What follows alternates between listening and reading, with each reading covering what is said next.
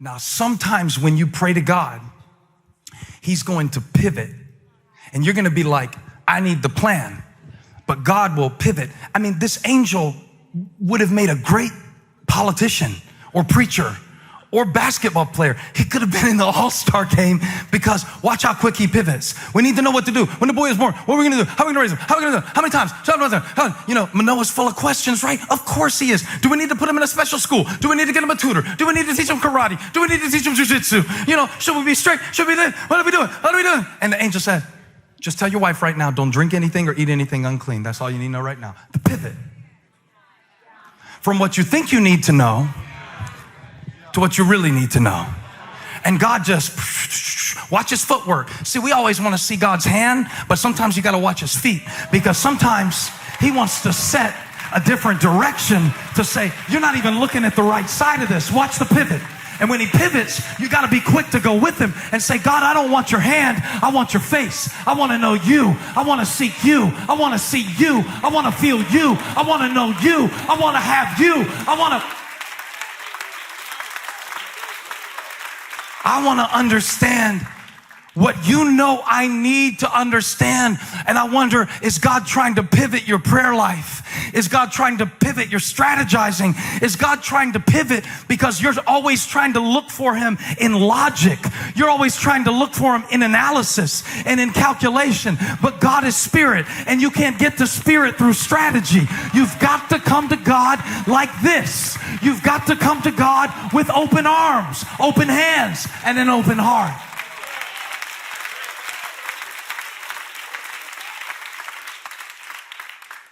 It's the pivot. It's a funny thing about a pivot, though. It's a small move, but it sets a completely different direction. Manoah, you can't handle the plan right now. You can't. My word is a lamp unto your feet, a light unto your path. Funny thing about pivot, I've been doing this all week, just studying this sermon. It's trying to get God to show me different ways to see situations and to see his will and what I think is his will and what I thought was his will. And I thought he was always doing this, but sometimes he's doing that. And they get this promise. This is from the Lord, you know. He didn't realize that at first. But he starts to sense. He starts to sense that this may be God. This may be God. Because it's too big to be anything I could do. I don't have a plan for it. I don't have a context for it. I don't know. This may be God. This is the Lord. This is from the Lord. This gift set that I have, this talent, this child that I'm raising, this is from the Lord. Somebody say, this is from the Lord. And so since it's from the Lord, then I need him to show me how to do it. But sometimes he won't answer the question that I ask. Instead, he will give me the wisdom that I need because he knows a better question.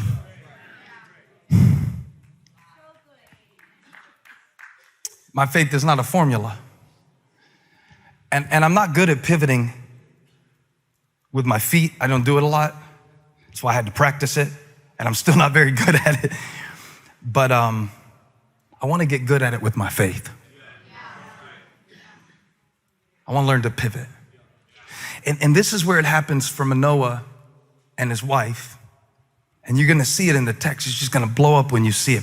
It's going to help you understand why you've been trying to classify everything in your life. You know, this is good and this is bad and this is God and this is the devil and this is it and this is that. And you keep trying to do that, but it doesn't work. And here's why. He said, Manoah said to the angel, we would like you to stay until we prepare a young goat for you. We want to cook you a goat. I make a delicious goat kebab, and I would like you to stay and eat it because it's hospitality, it's appropriate, and we appreciate you coming by to encourage us. So stay. We're going to do it and appreciate the worst. And the angel of the Lord replied, even though you detain me, I will not eat any of your food. I'm not going to do it your way. You're dealing with God now. So you're not going to do it like you do it with humans. It's going to be different. It's going to be different terms. It's going to be a whole different thing this time. It's not going to be all up here and what you think you should do. It's going to have to come from a different place. This is the pivot. This is the pivot. And he said, but if you prepare a burnt offering, offer it to the Lord. See the pivot? It's not about this, it's about this. And I wonder if we would start deflecting some of the stuff in our life and say, this is from the Lord. This is not from me, so I need God to do it through me. I cannot do it by myself. This is from the Lord. Somebody shout, this is from the Lord. This is from the Lord. But if you prepare a burnt offering, offer it to the Lord. I love this in parentheses. Manoah did not realize it was the angel of the Lord. Maybe. And then Manoah inquired of the angel of the Lord, what's your name? So we may honor you and your word comes true. And he replied, this is the most anointed verse I've read in the last 5 years. Why do you ask my name? It is beyond understanding. That's the pivot. That's where you find God. Beyond what you can understand. And so everything you can name, that's not God. Everything you can explain, that's not God. Everything you can figure out on your own and you can make it work and you can do it, it worked for a little while. But everything you can't name, that's God. And we've been looking for a name for God. That's why we need so many. And that's why he had to tell Moses in a very special way, I am. Because I need to leave room for you to know that when you get past the point of your ability to reconcile your situation, when you get beyond your ability to work it out, that's where I am. That's where I live. That's where I dwell, in the mystery, in the uncertainty, in the tension, beyond your understanding. And we keep trying to find God in our logic, but he is not found with logic. He is beyond your logic. Then Manoah took a young goat and together with the grain offering and sacrificed it on a rock to the Lord. And since the word came from the Lord, I'm going to make the offering to the Lord. And since my breath came from the Lord, I'm going to offer it back to the Lord. And since this situation came from the Lord, I'm going to need the Lord to deal with it. I can't do it on my own. And the Lord did something amazing while Manoah and his wife watched. As the flame blazed up from the altar toward the heaven, the angel of the Lord ascended in the flame. He was not found in the logic, he was found in the flame. Not in figuring it out, but in the fire of sacrifice and needing God. That's where you're going to find him. That's where you're going to get it. That's where you're going to unlock it. That's where it'll be unleashed.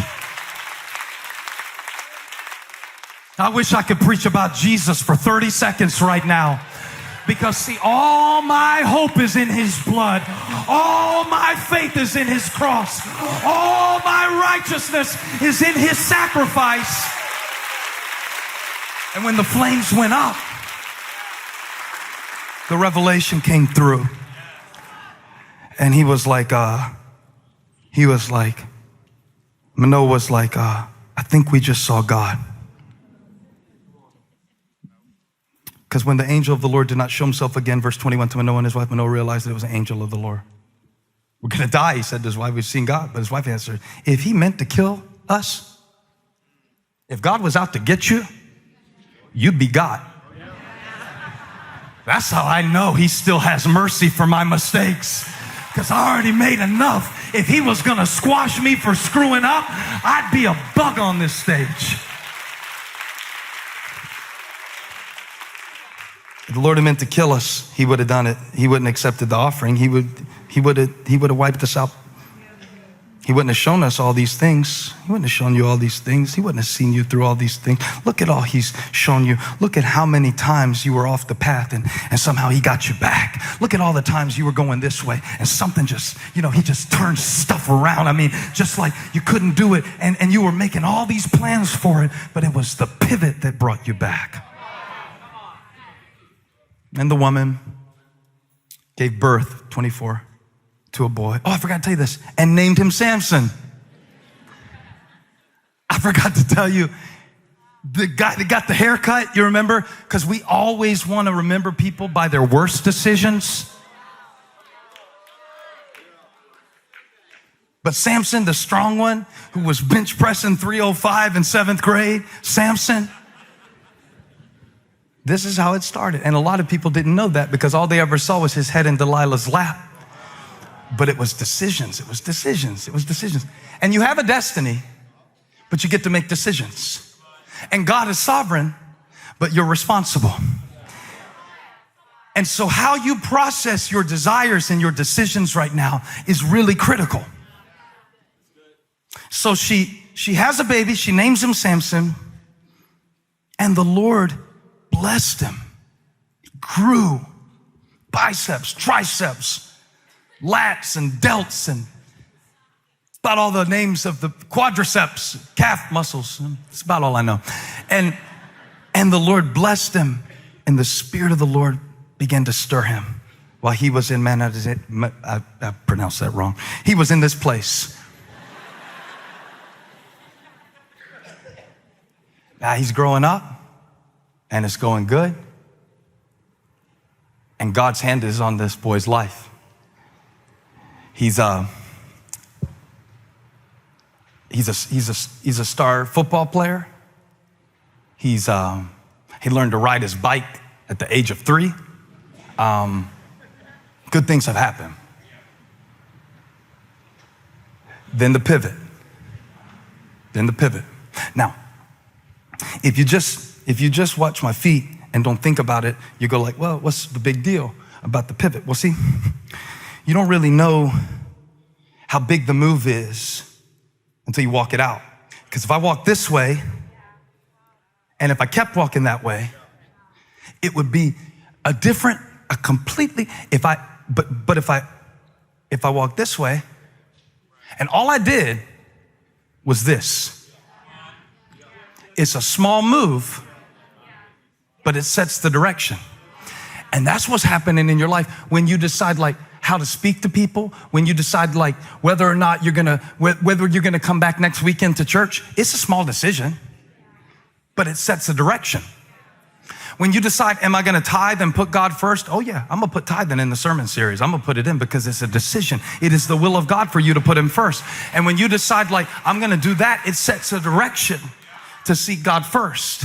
When you decide like, you know what, I'm gonna text my wife. I'm gonna text her and tell her I'm gonna be home at a certain time, and I'm actually gonna be home at that time. It's a little decision, but it sets a direction. Because when you set a direction, you know, I can count on you and you're gonna do it. When you show up and eat with your family, that's not a big decision. We want big decisions, big things from God. No, it's the pivotal decisions. It's the little things that you do that set the direction for your day and for your decade. And even for generations to come.